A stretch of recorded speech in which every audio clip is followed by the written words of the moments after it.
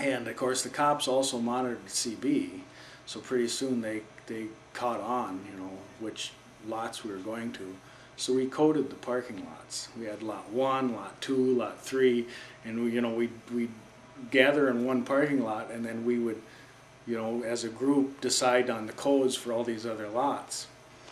And what they did then is they put up no trespassing signs and no loitering signs. So if a business was closed, you weren't allowed to turn around in the parking lot because that was considered trespassing. If the business, if you were just parked in the parking lot, even if it was open, then you were loitering. And but they had to give you a warning. So we'd all meet in the parking lot. One of the favorites was Tate Super Value, which was half a block north of Main Street between 8th and 9th. I don't know if that's still there anymore, is it? That's called Driscoll's. They have a deli. I go there once in a while. One night, this is a little side thing, but one night the A burnt out in the neon sign of Tate's. And needless to say, that presented some interesting conversations over the CB radio. Real interesting. But anyway, so the cops we'd all be, you know, hanging out in the parking lot. The cops would come in. They'd say we'd have to leave, so we'd all get in our cars and we'd leave.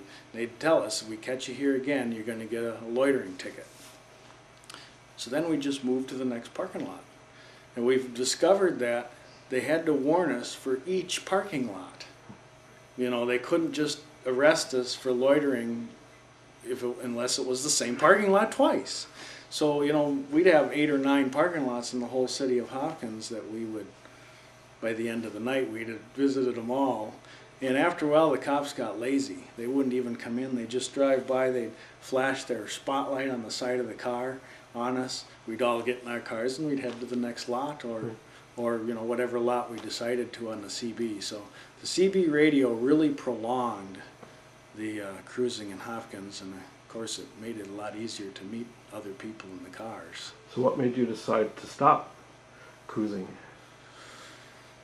By the time the cruising, they finally killed it in about 1988, and I had quit cruising in 86 because whenever I had a girlfriend, I rarely cruised unless, you know, she was gone or whatever, because generally, you know, you go down there to pick up a girl or to meet a girl, but you didn't want to lose your girlfriend when you got down there. So, you know, it was something to do once in a while, but most of the time I was out doing something with her. So I don't know what the final thing that they did to get rid of everybody, but I know they had to make some law changes because there was a constitutional, you know, right to be able to drive on a public street.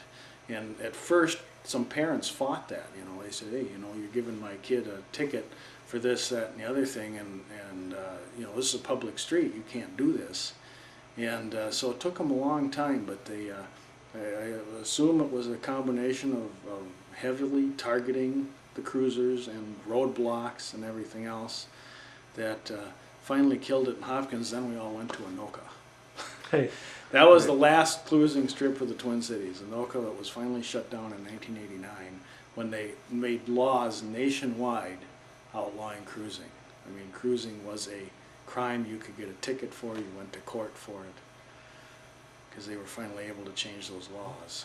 How do you think you'd like Hopkins now for you and say your kids in the future?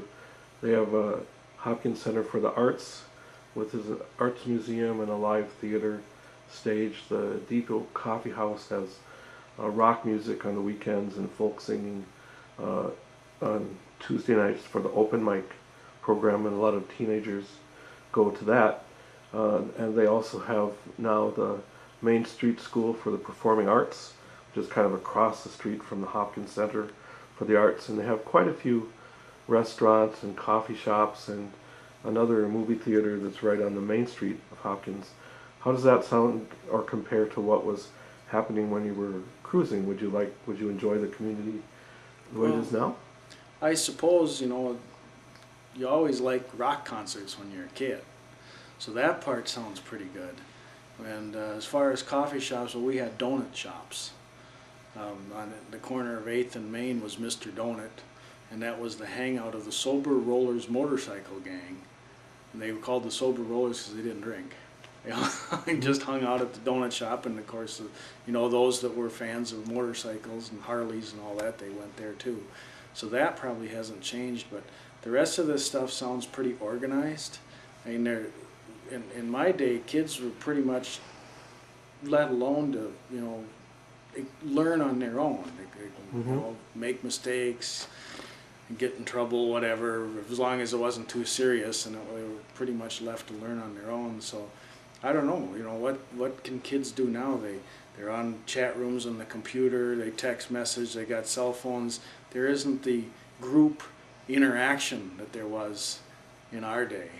It's more, well, the way I look at it, it's more like a fantasy. I mean, if you're text messaging with somebody, you make up in your mind their intent and you know, how they mean it and what they're really saying, whereas, you know, in my day it was always face to face, or at least telephone, not cell phone, but telephone or CB radio, and a CB was not private, and anybody with a CB could tune in and listen to everybody else, which actually made it more fun.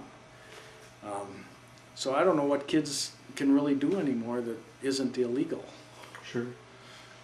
I think you've answered almost a lot of the questions I had, and some of the things you said will be real interesting about the police activities and how the role of the CB radio. I think those are some good quotes that I can use in my video. If we want to look at the video that you have, we could do that.